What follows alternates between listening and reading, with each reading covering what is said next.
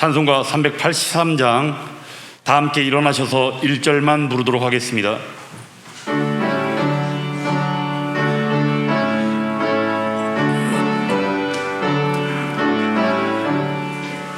눈을 들어 산을 보니 도움 어디서 오나. 천지 지은 주 하나님 나를 도와주시네. 나의 발이 실족 않게 주가 깨어 지키며 택한 백성 항상 지켜 길이 보호하시네. 아멘. 나의 성도들을 내 앞에 모으라. 그들은 제사로 나와 언약한 이들이니라. 하나님은 영이시니 예배하는 자가 영과 진리로 예배할지니라. 아멘.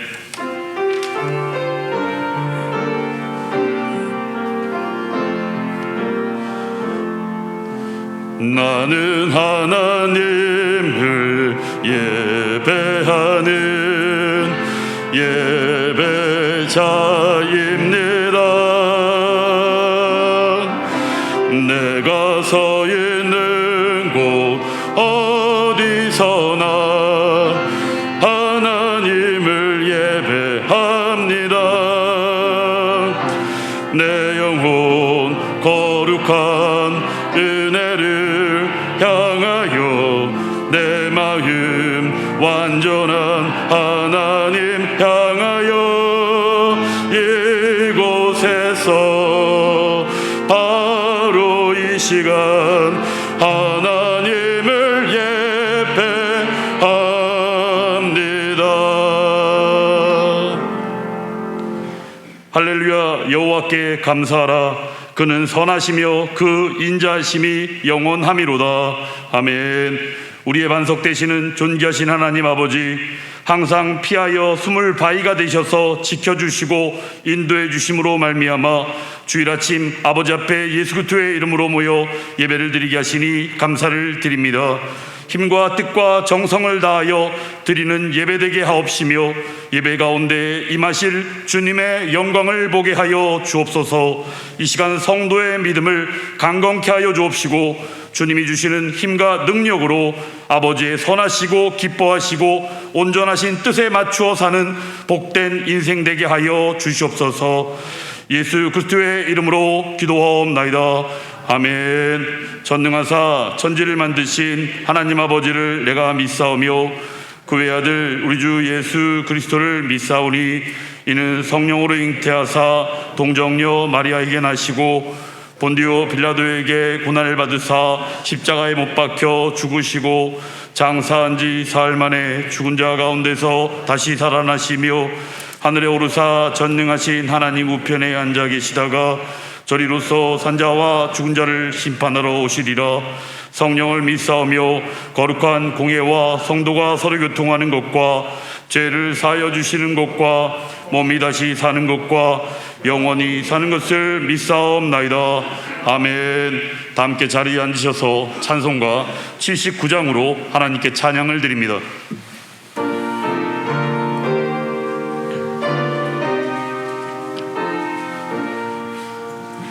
주 하나님 지으신 모든 세계 내 마음속에 그리워볼 때 하늘의 별 울려 퍼지는 데서 주님의 권능 우주에 찾네.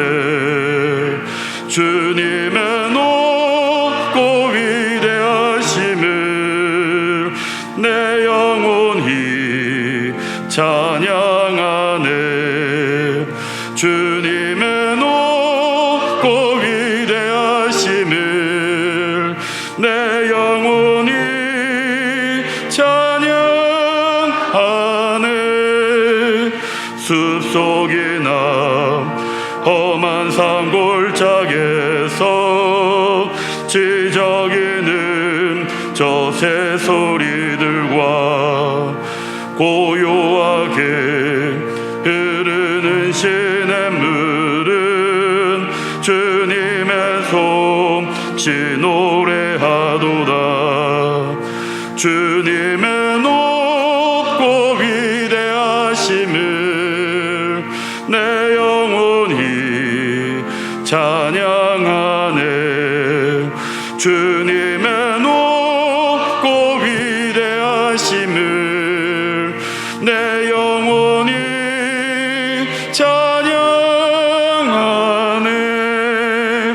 주 하나님 독생자 아낌없이 우리를 위해 보내주셨네. 십자가에 피 흘려 죽으신 주, 내 모든 죄를 대속하셨네. 주님의 높고 위대하심을 내 영혼이 찬양하네. 주님의 높고 위대하심을 내 영혼이 찬양하네. 내 주 예수 세상에 다시 올 때 저 천국으로 날 인도하리. 나 겸손히 엎드려 경배하며 영원히 주를 찬양하리라. 주님의 높고 위대하심을 내 영혼이 찬양하네. 주님의 높고 위대하심을 내 영혼이 찬양하네.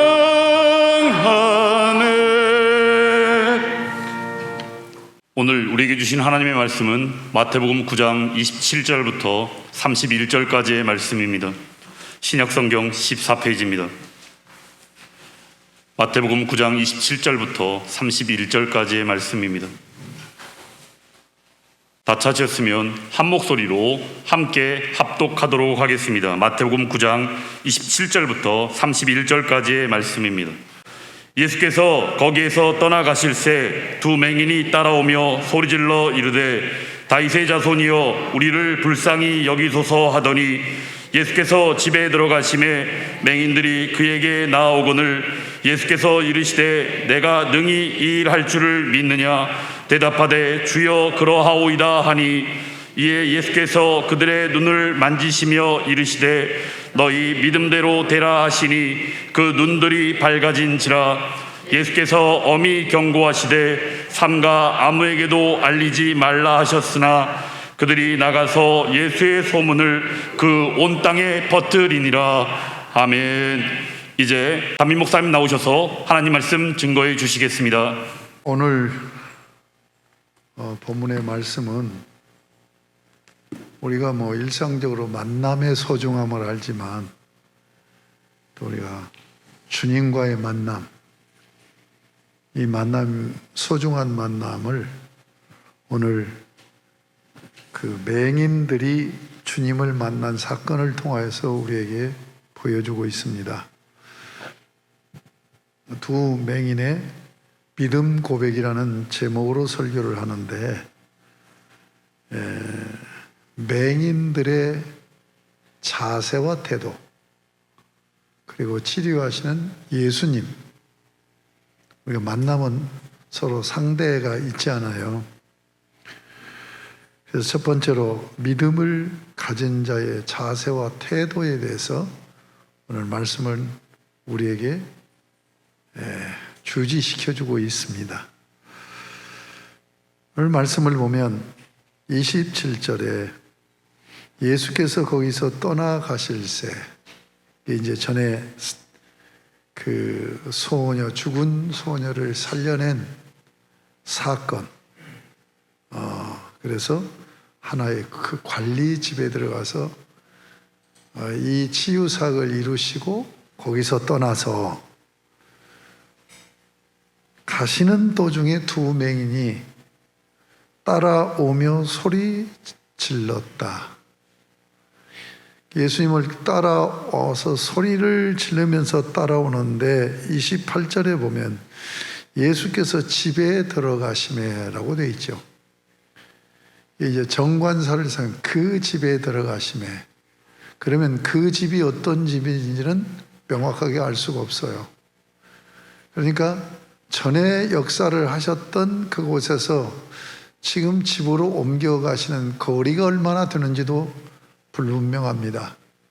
그러나 그럼에도 불구하고 지금 따라오면서 소리 질렀다. 소리 지르다는 것이 현재 분사형이에요.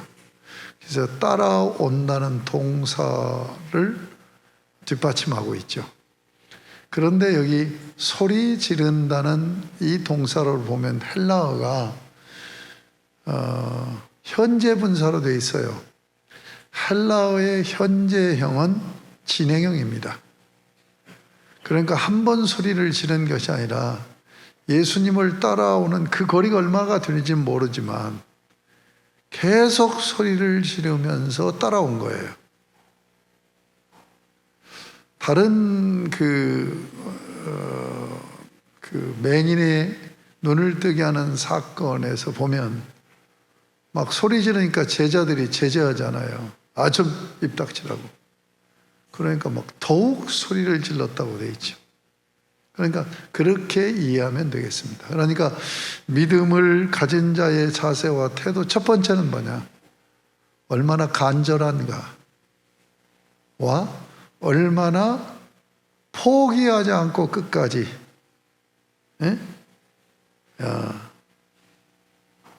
나아가는가. 이게 이제 행동적인 굉장히 중요한 자세예요. 이것을 정리하면 간절함은 집중력이에요. 그 포기하지 않는 것은 꾸준히 멈추지 않는 거예요. 우리가 일상생활에도 우리의 삶의 자세와 태도가 이 두 가지가 갖춰져야 되죠. 하나는 집중력이고 하나는 끝까지 포기하지 않는 끈질김이에요. 집중력은 있는데 끈질김이 없다든지, 끈질김은 있는데 집중력이 없다든지, 이러면 삶에서 성공적인 삶을 살지 못하죠. 지금 주님 앞에 나올 때 이 맹인은 간절한 마음으로 집중했고 결코 포기하지 않는 끈질김이 있었던 거예요. 여러분, 우리 신앙생활도 마찬가지입니다. 왜냐하면 주님과 우리의 관계는 인격적인 관계니까 우리의 삶이 왜 집중력, 간절한 집중력과 끈질김이 필요하냐? 인격이란 사람들 속에서 살아가기 때문에 그러는 거예요. 주님을 만나기를 원한다면 이 자세와 태도를 놓치지 않아야 된다. 얼마나 내가 간절하느냐? 포기하지 않고 끝까지 나갈 수 있느냐? 예. 여러분, 여기서 고백이 두 가지입니다. 첫째는 내가 관계하는 대상에 대한 정확한 알미예요. 다윗의 자손이여라고 하는 고백은 내가 당신을 압니다. 내가 당신을 알고 신뢰하기 때문에 당신 앞에 섰습니다. 상대에 대해서 정확히 알매 고백입니다. 두 번째는 뭐냐? 자기 고백이에요. 나를 불쌍히 여겨주세요.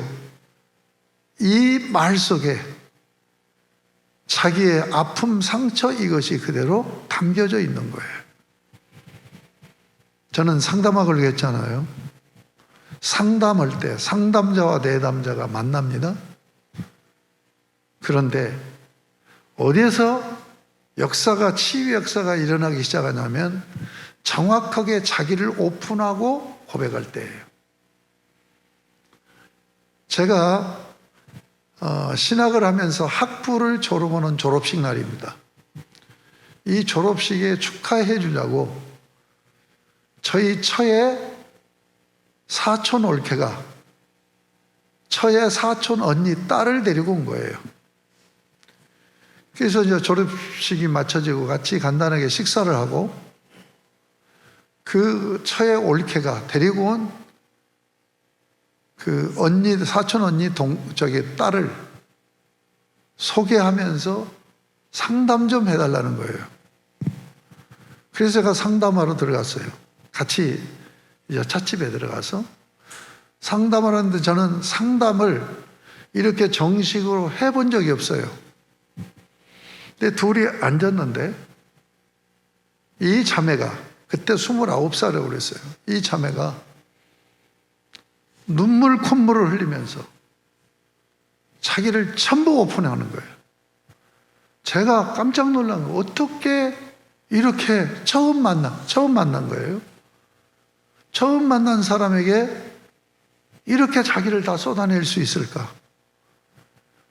그 우울증이 깊어지니까 우울증 환자인데 소변을 못 가린대. 그러니까 그런 치부를 다 털어놓고 얘기를 하는 거예요. 이게 이제 종로 그 낙원상가 거기에 자기 집이 빌딩이 하나 있는 거예요. 8층짜리 빌딩이 있는데 4층까지 전부 자기 부모가 가게를 하고 위에 층에서 사는 거예요. 근데 굉장히 내성적인데 언니하고 자기도 이대를 나온 거야. 그런데 그 고등학교 3학년 때 대학 가기 위해서 과외를 붙인 거예요. 서울대 학생을. 그런데 연애를 한 거예요. 언니하고.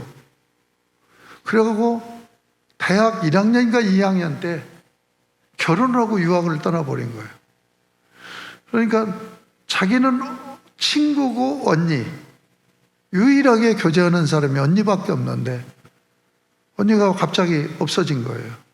공학에 배움을 하고 오면서 그렇게 하염없이 눈물을 흘렸대. 그런 가운데 이분이 이대 상담심리학을 전공했는데 특수학으로 공부를 한 거예요. 그러다 보니까 정신병원에 상담의사로 취업을 한 거예요. 근데 내성적이고 언니를 잃어버린 자기 혼자라는 우울감에 있는데 환자 상담을 하는데 환자에게 말려 들어가 버린 거예요. 그래갖고 우울증에 빠진 거예요. 그 우울증이 심해가지고 지금 이 얘기하는 게 내 앞에서 자기 고백한 거예요. 그리고는 예수원이라는 데 가서 태백에 그 토레 신부가 했었지요. 거기서 6개월간 치료받으려고 있어도 안 되고 대성교회라는 박윤식 목사 2단입니다. 거기를 또 가서 안 돼가지고 또 베리와 김기동 목사는 2단에 거기 가서 거기서도 안 되고 그래도 잘 빠져나왔더라고요. 그 둘 다 2단 교회입니다. 지금은 그때 당시 저를 만났을 때 기도 많이 한다는 사람들이 재단을 많이 쌌어요. 재단 쌌는데 거기에 출석하고 있는데 해결이 안 돼요. 그 얘기를 전부 털어놓은 거예요. 그러니까 갈급함이 있는 거야. 그리고 상담학을 했기 때문에 내가 타인의 도움을 받아야 치료받을 수 있다고 또 이분이 교회도 안 다닌 분인데 어떻게 영적인 그런 생각을 한 것 같아. 기독교임, 종교임을 빌어서 치료를 받아야 되겠다. 근데 해결이 안 되고 소변도 못 가려. 그래서 저를 만난 거예요. 그래서 저와 같이 성경 공부를 시작을 해서 3개월 만에 완전히 찌워가지고 내가 성경 공부 최초로 처음 한 거예요. 성경 공부도 완전히 치료가 돼서 정상인이 돼서 우리 합동체에서 제일 오래된 교회가 종로에 있으니까 승동교회를 다니다가 교회를 옮겨서 지구촌교회 이동원 목사님이 전에 섬기던 목표하던 교회가 퇴계로에 있는 서울중앙침례교회가 있어요. 거기 가서 새가족 상담교사로 봉사하다 부산대 교수하고 만나서 결혼을 했어요. 제가 생각해 본 거예요. 서로 만나서 상담을 할 때 이 상담자에게 내담자가 자기 오픈을 해야 되는데 오픈을 못 하는 거예요. 이게 상담학은 다른 게 아니에요. 저 사람이 자기 오픈을 못 하는 것을 의도적으로 오픈할 수 있도록, 그래서 자기의 모든 것을 다 내놓을 수 있도록 하는 기법이 상담이에요. 근데 저는 상담학도 안 했으니까 그분이 내놓지 않았으면 끝났을 거예요. 근데 그분이 저 앉자마자 눈물을 흘리면서, 눈물고물 흘리면서 전부 다 쏟아내는 거예요. 상담학에서는 그렇게 얘기해요. 자기를 열고 자기 문제를 끄집어내는 그 자체부터 치료가 시작이 된다. 제가 한 일이 없어요. 이런데 잘못 갔습니다. 이제 다 끊고 저거 성경 공부합시다. 그 얘기한 거예요. 그리고 저거 성경 공부 7주 했습니다. 7주. 7주 하고 치유가 된 거예요. 여러분, 무슨 얘기를 하냐면 자기의 내면의 깊은 아픔과 상처, 이런 걸 내놔야 돼요. 이걸 내놓지 않으면 깊은 만남을 통해서 치유가 안 돼요. 오늘 이 사람 두 가지 고백했어요. 나를 치유할 상대 다윗의 자손이요. 이 말은 메시아여라는 얘기예요. 메시아여라고, 다윗의 자손이여라고 하는 정확한 고백을 했고, 두 번째는 뭐예요? 나를 긍휼히 여겨달라고 하는 그런 자기 고백이 있었다는 얘기예요. 여러분, 우리가 지금 주님과의 만남, 이 만남은 가장 중요한 만남이 예배지요. 그 다음에 기도로 만납니다. 영적으로. 우리가 신앙생활하면서 과연 이것이 되고 있느냐? 이것이 되어지는 깊은 만남이 이루어지고 있느냐? 질병을 앓고 있는 사람이 병원을 의지하지 않고 기적적으로 치료받는 사례가 있습니다. 그 사람은 반드시 이 두 가지가 깊이 이루어지는 거예요. 여러분 한번 생각해 보세요. 지금까지 살아오는 동안 누구하고 가장 가깝습니까? 깊이 나눈 사람하고 가장 가까워요. 우리 하늘의 교회에서 여러분이 저와 20년 이상을 신앙생활하는 분들이 대반이에요. 근데 과연 저하고 얼마나 깊은 만남이 이루어졌습니까? 여러분, 지금까지 신앙생활하면서 주님과 이런 깊은 만남이 이루어졌느냐는 얘기예요. 우리는 인격적인 관계이기 때문에 스치는 만남으로 가서는 역사가 일어나지 않아요. 인간관계에서도 깊이 만나야 뭔가 이루어진다는 거. 예. 그래서 제가 어떤 관계를 하면서 이 사람을 내가 좀 끌어들여야 되겠다 할 때는 절대로 전화하지 않아요. 그리고 갑니다. 찾아가요. 밥을 사면서 2시간에서 한 어떤 때는 4시간까지 얘기를 해요. 예? 두 가지 얘기를 하는 거예요. 당신은 이 일을 도울 수 있는 사람이다. 당신은 이 일을 할 수 있는 사람이다. 내가 당신의 마당을 깔아줄 테니까 당신 여기서 놀아라. 내가 다니면서 이 얘기를 하고 다니는 거예요. 그리고 나서 내 비전을 얘기하는 거예요. 예. 여러분, 인간관계에서도 이런 깊은 만남이 형성돼야 여러분이 행복합니다. 그리고 주님과 이런 깊은 만남이 있어야만이 여러분이 간증의 삶이 되져요. 여러분 간증의 삶을 하고 있습니까? 깊이 만나면은 만나고 나서 내가 이 사람 만나보니까 이렇게 좋더라. 이런 사람은 이런 생각을 갖고 있더라. 이런 꿈을 꾸고 있더라. 사람과 깊이 만나도 이 얘기가 되져요. 주님과 깊이 만났는데 어떻게 그 얘기가 되어지지 않겠습니까? 제가 첫 번째는 간절한 열정, 집중력, 또 끝까지 포기하지 않는 끈질김, 이게 자세라고 해서 두 번째는 바른 고백이 이루어져야 된다. 우리 인간은요, 고백을 먹고 산다니까요. 네? 고백을 많이 해보세요. 가까워지는가 안 가까워지는가. 부부간에도 고백이 깊어지면 깊은 부부 생활을 하고 살지요. 여러분 잊지 마세요. 그 다음에 세 번째 오면 이제 집에 들어오고 예수님이 오셨는데 이 두 명이 따라와서 나옵니다. 나올 때 주님이 이렇게 물어요. 내가 능히 이 일 할 줄을 믿느냐? 네가 내가 누구인지는 알고 있다는 걸 나는 파악을 했다. 그런데 하나만 더 물어보자. 네가 메시아라고는 내가 네 눈을 띄워줄 수 있다고 믿느냐? 이건 엄청난 믿음을 요구하는 겁니다. 자, 첫 번째 믿음은 신뢰하는 믿음이에요. 인격을 신뢰하는 믿음이에요. 두 번째는 뭐예요? 그분의 능력을 믿는 믿음을 묻고 있는 거예요. 여러분, 이 믿음은 대단한 믿음인 겁니다. 소경이 맹인이 눈을 뜬다. 이거 상식적으로 있을 수 있는 일입니까? 논리적으로 있을 수 있는 일입니까? 그런데 묻는 거예요. 내가 네 눈을 띄워주리라고 믿느냐? 그런데 거기에 대한 화답이 어떻게 나오는 줄 압니까? 거기 28절 그때 보면 주여 그러하이다.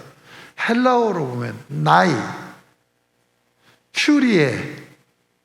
이 말은 문자 그대로 번역하면 예, 주님. 굉장히 담백하게 대답해요. 나는 지금까지 살아오면서 인간이 살아가면서 사는 삶이 뭐예요? 문제 해결하는 거잖아요. 문제 풀어가는 거잖아요. 해결할 때 보면 단순하고 담백해요. 주님 앞에 복잡한 얘기하지 않아요. 예, 주님. 당신은 메시아의 인격으로 오셨습니다. 뿐만 아니라 도저히 상식적으로, 논리적으로, 이성적으로 이해할 수 없는 그 일도 주님은 하실 것을 나는 확신합니다. 나이 한다는 예. 여러분,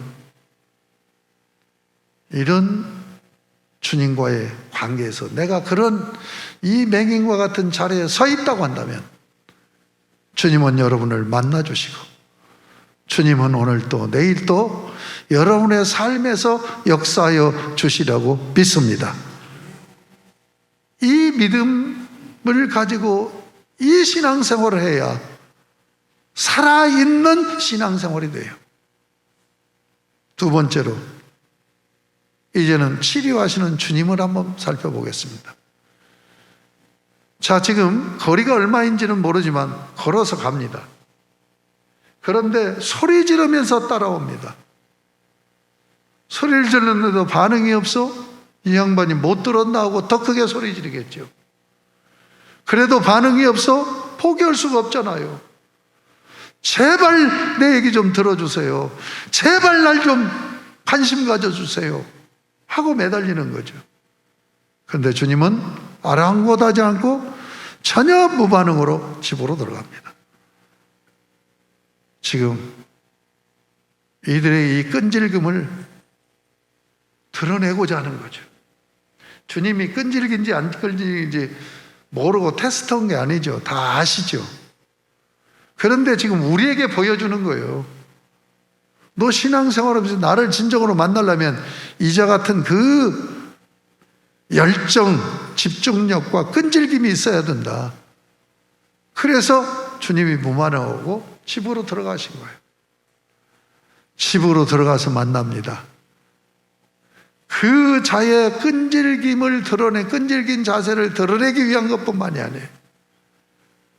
사실은 그때 상황으로 영적으로 굉장히 혼란기입니다. 이 자를 보호하기 위해서 집으로 데리고 간 거예요. 보호할 뿐만 아니라 인격적으로 1대1로 만나기 위해서 집으로 데리고 간 거예요. 그때 나와서 주님이 치료하십니다. 자, 눈을 뜨게 하는데 어느 곳에서는 말씀으로만 하셔서 눈을 뜨게도 해요. 요한복음 9장 같은 데 보면 그 맹인을 침을 뱉어갖고 진흙을 이겨가서 눈에다 고약을 발라주는 것처럼 발라주고 실로암 가서 씻으라고 해요. 오늘 여기서 주님은 만져주세요. 만져주실 때 주님이 어떤 마음이셨을까요? 에이 자식, 어떻게 저렇게 병신으로 살아? 무시하는 마음이었을까요? 어떤 마음이었을까요? 눈을 보지 못하여서 소외된 삶을 지금까지 살아온 이 사람의 아픔을 공감해 주는 거죠. 허깅해 주는 그런 의미로 생각할 수 있단 말이에요. 어루만지면서 마음과 마음이 이어지는 거죠. 마음과 마음이 이어지는 거예요. 긍휼의 마음이 이어지는 거예요. 여러분 불쌍히 여겨달라고 하는데 네가 나를 불쌍히 여겨달라. 그래, 측은지심으로 어루만지는. 지지난주에 설교 보면 9장 13절에 너희는 가서 내가 긍휼을 원하고 제사를 원하지 아니하노라 하신 주님께서 긍휼의 마음을 만지면서 표현하고 있는 거죠.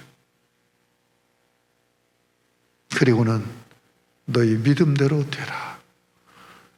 여러분 지금 여기서 자기를 드러내지 않아요. 주님이 이거 너 내가 고쳐준 거야? 내가 고쳐준 거야? 지금 신유의 은사를 행하는 분이나 능력받다는 분들이 잘못된 분들은 말로 그렇게 해요. 그래서 돈을 요구합니다. 그리고 내 제자가 되라고 해요. 그러지 않는 분이라 할지라도 은근히 내가 고쳤다고 하는 것을 드러내려고 해요. 이건 타락한 인간의 본성입니다. 근데 주님은 네 믿음으로 고쳤다. 네 믿음으로 고쳤다. 이 얘기는 뭡니까? 네가 소외된 인생으로 살았지만 남이 갖지 않고 있는 보배로운 너에게는 믿음이 있어.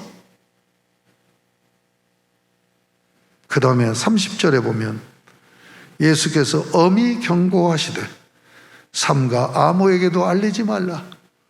엄격하게 경고하는 거예요. 절대로. 그런데 이것을 세속적으로 해석하는 분들이 있어요. 주님께서 아무에게도 하지 말라라고 얘기하는 것은 오히려 가서 퍼뜨려라고 하는 얘기를 한 것이다, 역설적으로. 주님이 그렇게 얄팍한 장사꾼이 아니에요. 왜 엄히 경고했을까요? 지금 사실 사내들인 공에서 계속 뒤쫓아다니며 조사하고 예수를 지금 이단으로 몰아가고 있는 거예요. 예수가 말을 하고 행하는 것이 한 걸음 한 걸음 걸을 때마다 이단으로 자료가 축적되어 가는 거예요. 그런데 그 예수에게 치유받았다고 하면 박수 쳐줘야 될 일인데 패역한 세대니까 박수 치는 게 아니라 괴롭히는 거예요. 그러니까 그를 보호하기 위해서. 자, 오늘 이 사건을 통해서 맹인의 믿음의 자세를 우리가 살펴보았고 치료하시는 주님은 어떤 주님이신가를 드러내는 사건이 오늘 본문의 사건입니다. 자, 여기까지 말씀을 증거하며 결론을 맺고자 합니다. 오늘은 결론이 중요합니다. 결론 첫째, 관점입니다. 어떤 관점으로 봐야 되느냐는 얘기예요. 여러분, 다윗의 자손이여 하는 얘기는 사무엘하 7장 14절 15절에서 말씀되어져 있는 대로, 말씀되어져 있는 대로 다윗 왕국 언약입니다. 그러면 다윗의 후손으로 메시아가 와서 왕이 되어서 하나님 나라를 세운다고 하는 언약이 왕국 언약이에요. 그것을 그대로 증거하고 있는 것이 마태복음이에요. 마태복음은 다윗 왕의 후손으로 메시아가 왕으로 오셔서 자기 나라를 세운다는 거예요. 그런데 지금 사내들인 공회나 유대 종교 지도자들이나 또는 모든 백성들이 지금 다윗의 자손으로 오는 메시아를 어떻게 이해했어요? 정치적인 관점으로 봤어요. 지금 로마 제국이 세계 역대 제국 중에서 제일로 강력하고 역사가 깊은 제국이 로마 제국입니다. 1000년 왕국을 이뤘으니까. 그런데 이 로마 제국으로부터 지금 세계 모든 나라가 다 노예 국가가 된 거예요. 일본이 패권국이 되고 우리는 거기에 속한 노예국이 된 것과 똑같습니다. 그런데 주변 모든 나라들은 그런 대로 견뎌내는데 이 유대인들 이스라엘 나라는 아니에요. 끊임없이 저항을 해요. 우리 이제 사람도 보면은 성격이 유한 사람은요, 어떤 포싱을 당하고 고난을 당할 때 그냥 견뎌내요. 그러나 성격이 강한 사람은 그냥 못 견뎌요. 반항합니다. 반발을 합니다. 유대인들은요, 종교적으로 우리만이 하나님 나라다. 예, 이방 족속은 멸망당해야 될 나라들이다 하는 이 종교적인 신념이 강력한 민족이에요. 그런데 멸망당할 저것들이 우리를 억압해 견딜 수가 없는 거예요. 그래서 이스라엘 종파 중에서는 열심당원들이 누군 줄 압니까? 독립국가, 독립운동가들이에요. 그래서 반란을 일으켜가지고 어려움을 여러 번 당했어요. 마지막 반란으로 무슨 일이 일어난 줄 압니까? 완전히 AD 70년에 로마 티토스 장군에 의해서 완전히 멸망당해버려요. 여러분, 지금 유대인들은, 그 모든 백성들은 무슨 생각하냐? 이 로마 제국을 멸망시켜버리고 다윗 왕보다도 더 훌륭한 메시아가 이스라엘 나라를 하나님 나라로 복원하고 세우는 것으로 기대하고 있었던 거예요. 그런데 맹인은 그렇게 보지 않았어요. 정치적인 메시아가 아니라 종교적인 메시아로 봤어요. 여러분, 이사야서는 메시아에 대한 예언을 제일로 많이 한 성경 중에 하나입니다. 그 중에서 핵심 성경 한 구절을 보도록 하겠습니다. 이사야서 35장 5절 6절, 여러분 같이 자막을 통해서 읽어보도록 하겠습니다. 시작. 그때에 맹인의 눈이 밝을 것이며 못 듣는 사람의 귀가 열릴 것이며 그때에 저는 자는 사슴같이 뛸 것이며 말 못하는 자의 혀는 노래하리니 이는 광야에서 물이 솟겠고 사막에서 시내가 흐를 것입니다. 지금 뭘 얘기하는 거예요? 회복을 얘기하는 거죠. 사람 회복과 자연 회복을 얘기하고 있어요. 근데 사람 회복에 어떤 사람들이 회복돼요? 소외된, 맹인, 그 다음에 뭐야? 들리지 않는 사람, 말 못하는 사람, 다리를 저는 사람,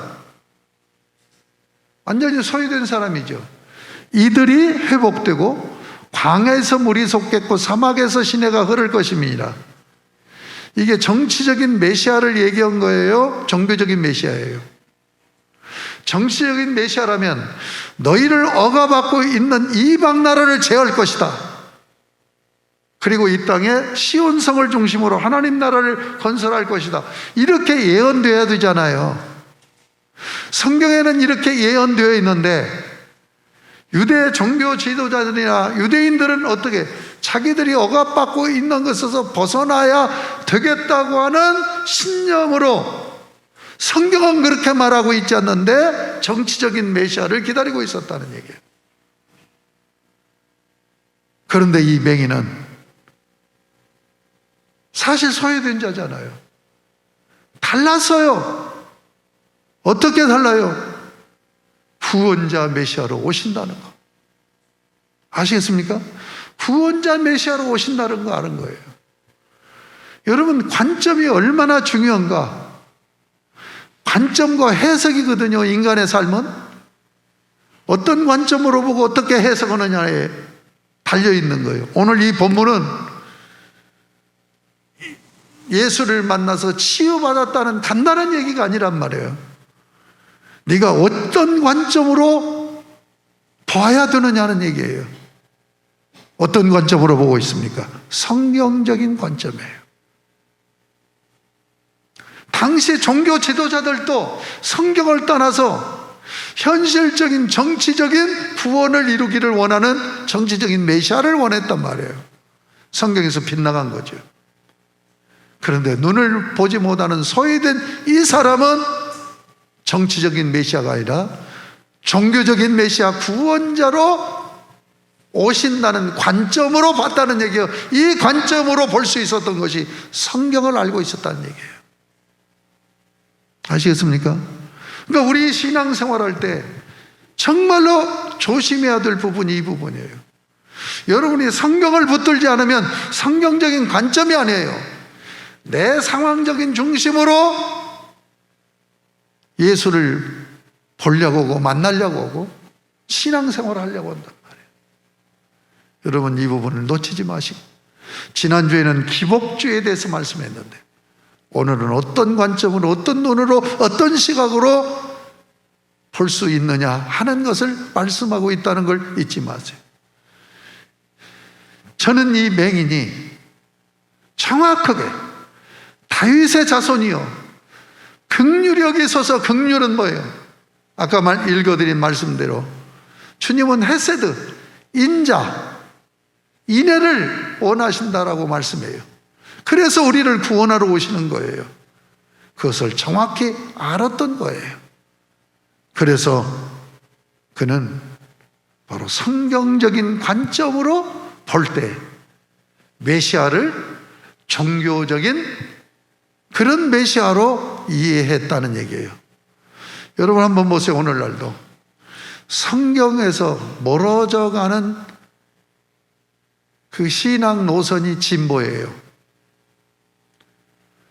성경을 현실하는 정치적인 관점으로 해석을 해버려요. 그래서 사회복음을 외치면서 사회를 변화시킨다고 대항하고 대모하고 그러는 거죠. 오늘 여기서 분명히 아셔야 되는 것은 이 사람은 보통 믿음이 아니에요. 이 사람은 외적으로는 버려진 사람이지만 내적으로는 보통 믿음의 사람이 아니야. 저는 이렇게 확신해요. 이 성경이 지금 모든 온 세상 사람들은 당신을 정치적인 메시아로 로마 나라를 정복해버리고 하나님 나라를 세울 왕으로 기대하고 있습니다. 그러나 내가 성경을 보니까 그런 메시아가 아니지 않습니까? 우리의 죄 문제를 해결하고 십자가에 죽으셔서 죄 문제를 해결하고 구원받은 하나님의 백성 삼으시려고 오시지 않았습니까? 그렇다고 한다면 그런 메시아로 오신다라고 예시한 이사야서 35장 5절 6절에서 말씀할 때 맹인이 보게 하신다고 했는데 저를 표적으로 삼으세요. 제가 맹인입니다. 제 눈을 뜨게 하셔서 정치적인 메시아가 아니라 구원자 메시아로 오셨다는 걸 나를 통해서 드러내 주십시오. 얼마나 놀랐습니까?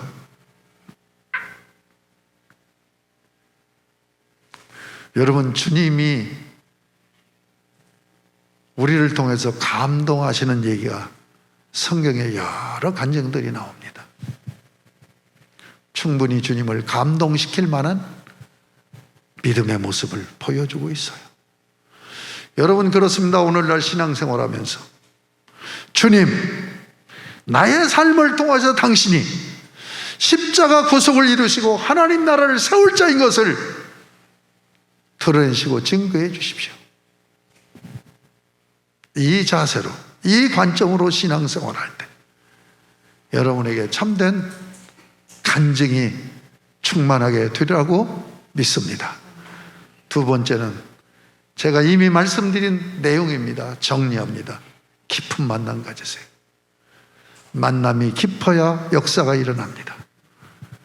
저는 저 자신의 삶도 그렇고 인간관계에서도요, 깊은 만남을 통하여서 위대하게 인생이 달라진 사람이 한두 사람이 아닌 것을 알아요. 그런데 내 인생의 생사화복을 주장하시는 주님을 과연 우리는 얼마나 깊이 만나고 있는가? 여러분, 우리는 인격적인 관계이기 때문에 깊은 만남이 이루어져요. 만약에 우리를 기계로 만들고 기계처럼 다루신다면 너 나 믿느냐 이런 거 필요가 없어요. 그냥 가서 고쳐버리죠. 여러분, 기계 고장 나면은 기계 보고 내가 고쳐줄까? 너 내가 고칠 능력이 있다는 거 아냐? 이렇지 않잖아요. 그냥 가서 고치잖아요. 지금 인격적인 관계입니다. 그러니까 인격적인 만남은 깊은 만남이 돼야 우리의 삶이 풍요로워지고 놀라운 역사가 일어난다고 하는 것을 잊지 마세요. 제가 상담을 공부하면서 좋은 개념을 나타낸 단어 하나를 소개합니다. 하나는 라포라는 단어예요.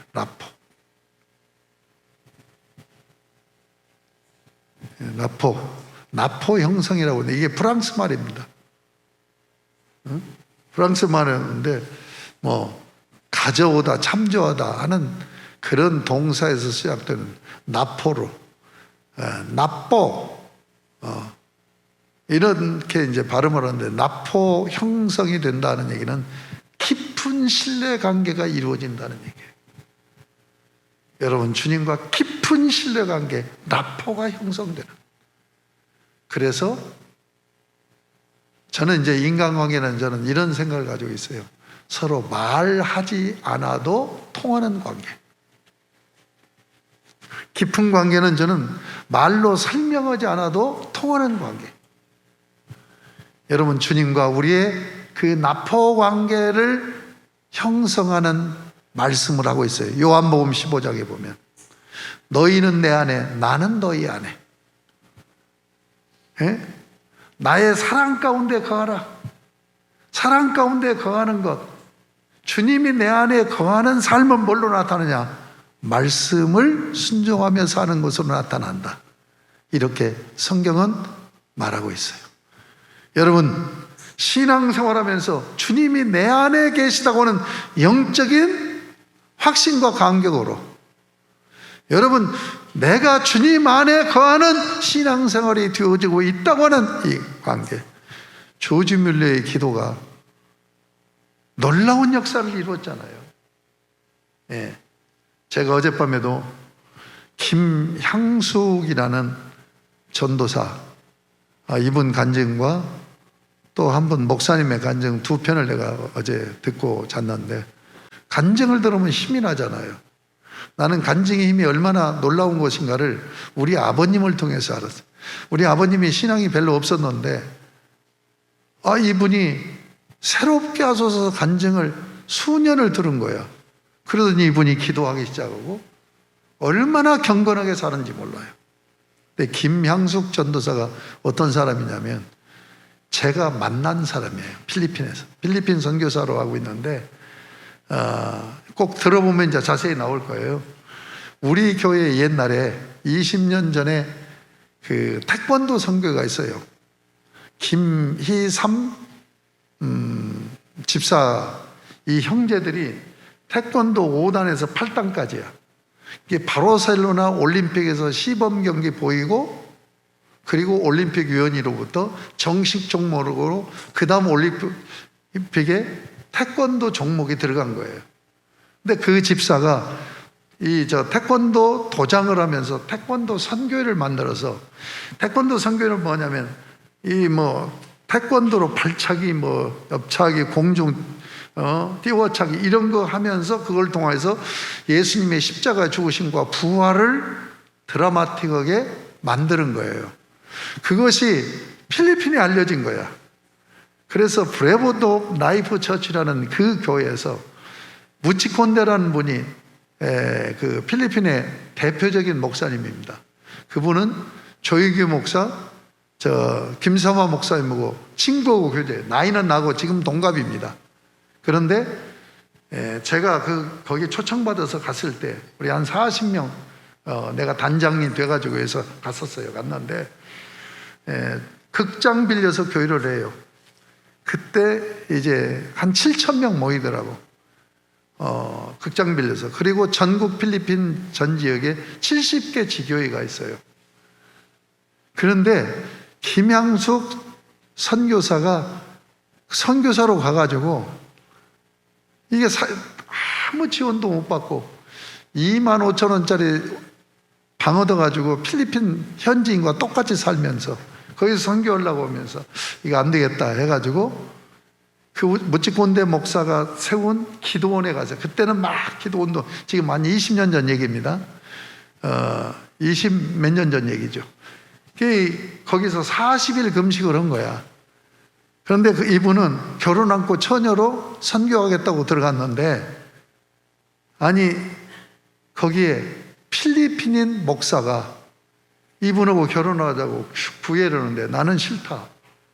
그러니까 나중에는 이분하고 결혼하기 위해서 40일 금식까지 한 거냐. 그 간증 들어보면 나와요. 그런데 이분이 결국은 결혼했어. 이 남편 되는 분이 어떤 분이냐면 2살인가 3살인가요? 어머니하고 헤어진 거예요. 형하고 자기하고 있는데 엄마가 이제 아버지하고 이혼하고 떼놓고 도망가 버린 거예요.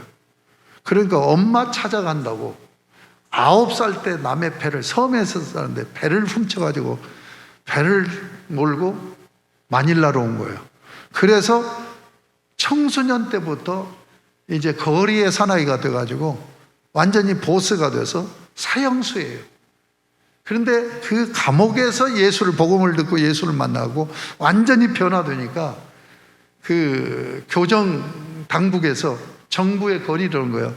이 사람은 사형수지만 이 사람은 다시 범죄하지 않을 사람이다 라고 청원을 해가지고 자유인이 됐는데, 이분이 신학을 해서 목사가 돼가지고 70군데를 다니면서 간증하고 귀하게 쓰인 분이야.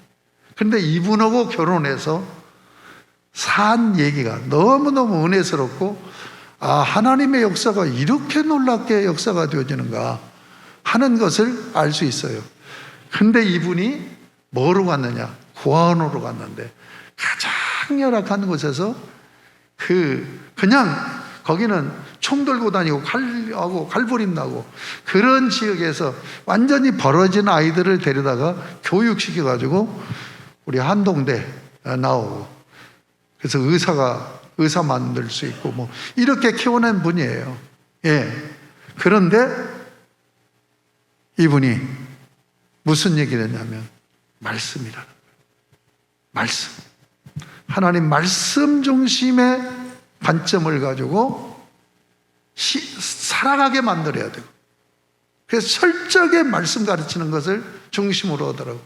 그러면서 이 아이들과 깊은 그런 사랑의 관계를 가지면서 주님이 나를 사랑한 그 사랑으로 너를 사랑한다.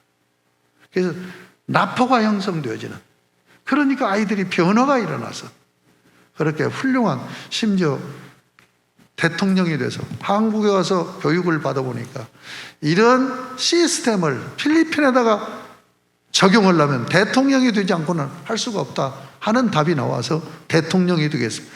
버려진 아이가 그렇게 자라는 거예요. 그것이 뭘로 이루어지냐? 인격과 인격의 깊은 만남을 통해서 이루어진다. 마지막 세 번째, 여러분 주님을 깊이 만날 때 나타나는 현상 2가지입니다. 첫째는 자유와 평강입니다. 주님을 깊이 만나면 어떤 형편, 어떤 상황하고 전혀 관계가 없이 행복해요. 평안을 얻고 자유를 얻을 수 있어요. 2번째는 뭐냐? 반드시 그 사람은 간증을 하게 돼 있어요. 그래서 사명적인 삶을 살아갑니다. 31절 보세요. 그들이 나가서 예수의 소문을 그 온 땅에 퍼뜨려.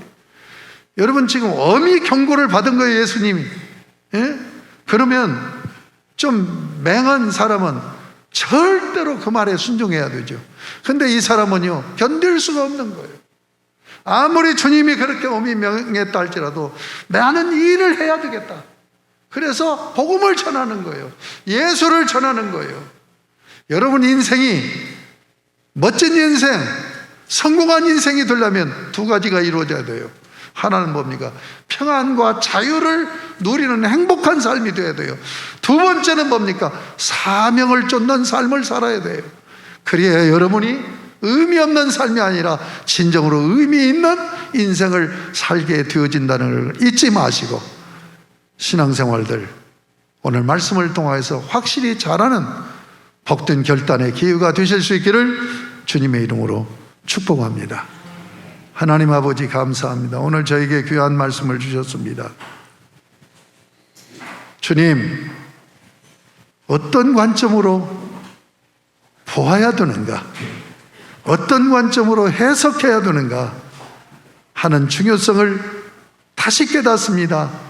말씀 중심의 시각과 해석을 할 수 있는 신앙생활 되게 하여 주시옵시고, 오늘 이 맹인이 주님을 깊이 만나서 그의 인생의 변화를 경험한 것처럼 저희도 주님을 깊이 만나는 신앙의 자세와 태도를 갖게 하여 주셔서 주님을 통해서 오늘도 내일도 언제나 자유와 평안을 누리는 신앙생활이 되게 하여 주시옵시고, 나를 만나주신 그 주님을 말하는 기쁨으로, 말하는 행복으로 사는 사명적인 인생을 살아가는 복된 성도들 되어질 수 있도록 은총 부어 주옵소서.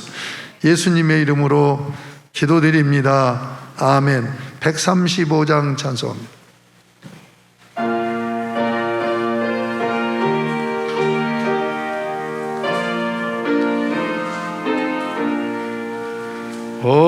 어저께나 오늘에나 어느 때든지 영원토록 변함없 거룩한 주님, 믿고 순종하는 이의 생명 되시며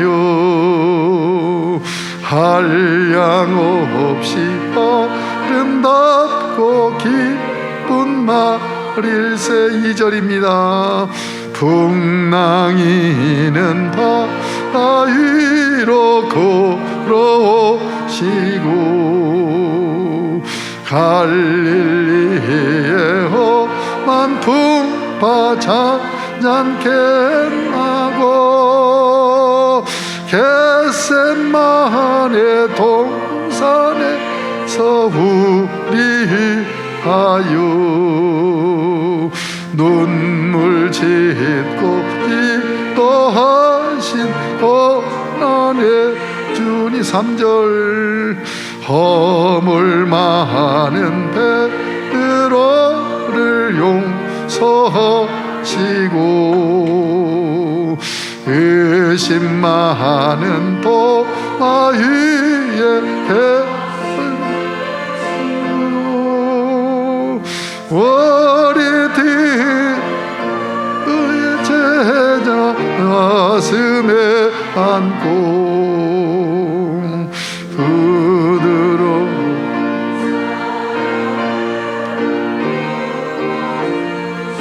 4절입니다. 엠마오로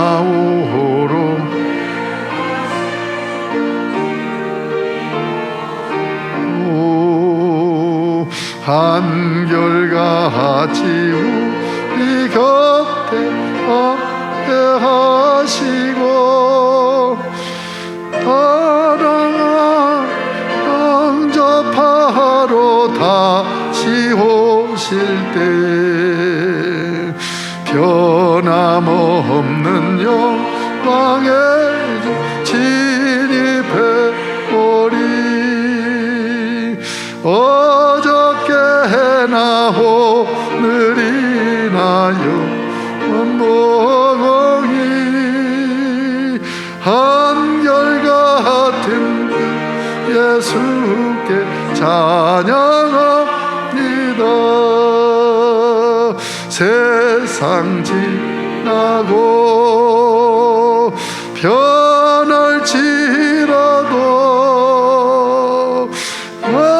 영원하신 주 예수 찬양합니다. 아멘. 하나님 아버지 감사합니다. 오늘 또 드림이 예배인 것을 신앙 고백으로 표현하며 헌금을 봉헌했습니다.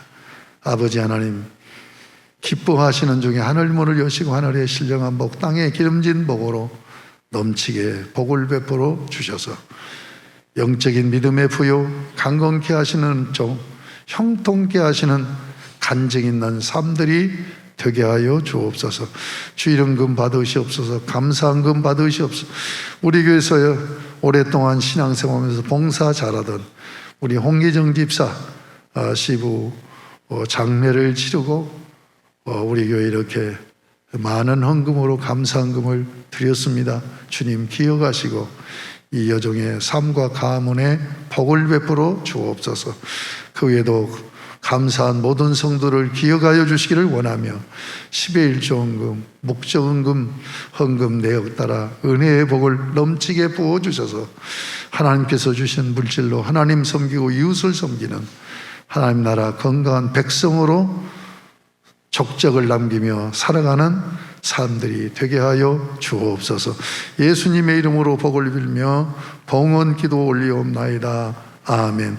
우리 주 예수 그리스도의 십자가 구속의 은혜, 하나님 아버지의 무한하신 사랑, 성령님의 교통하심이 오늘 말씀을 마음에 안고 이전을 나서는 우리 사랑하는 모든 성도들, 저들의 가정, 가족, 산업, 직장, 사업장, 그리고 모든 관계, 모든 하는 범사 위에 이제로부터 영원토록 항상 함께 계실지어다.